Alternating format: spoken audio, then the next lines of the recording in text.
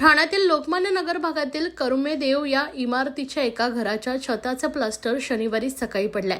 या घटनेत घरातील भाडेकरूचा मृत्यू झाला तर त्याच्या कुटुंबातील 2 जण जखमी झालेत। या दोघांना प्राथमिक उपचार करून घरी सोडण्यात आलाय। या घटनेमुळे परिसरात हळहळ व्यक्त होत आहे।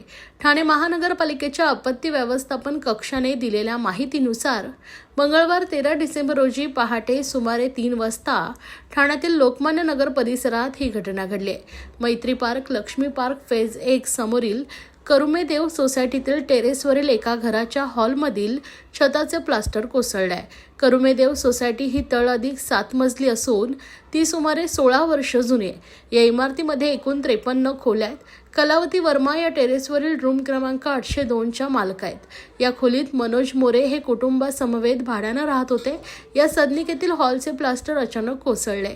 या घटनेची माहिती मिळताच आपत्ती व्यवस्थापन अधिकारी, सार्वजनिक बांधकाम विभागाचे कनिष्ठ अभियंता, अतिक्रमण विभागाचे कर्मचारी तसेच आपत्ती व्यवस्थापन कक्षाचे कर्मचारी पिकअप वाहनासह घटनास्थळी दाखल झालेत। घटनेवेळी सदनिकेमध्ये 4 व्यक्ती झोपलेल्या होत्या। या घटनेत अर्पिता मोरे वय वर्ष 42 यांना डोक्याला किरकोळ दुखापत झाले तर आरुष मोरे वय वर्ष 16 यांच्या दोन्ही पायांना किरकोळ दुखापत झाले।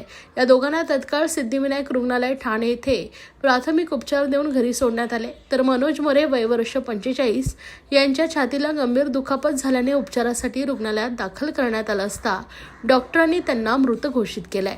या प्रकरणी वर्तकनगर पोलीस ठाण्यात पुढील कायदेशीर कार्यवाही सुरू आहे।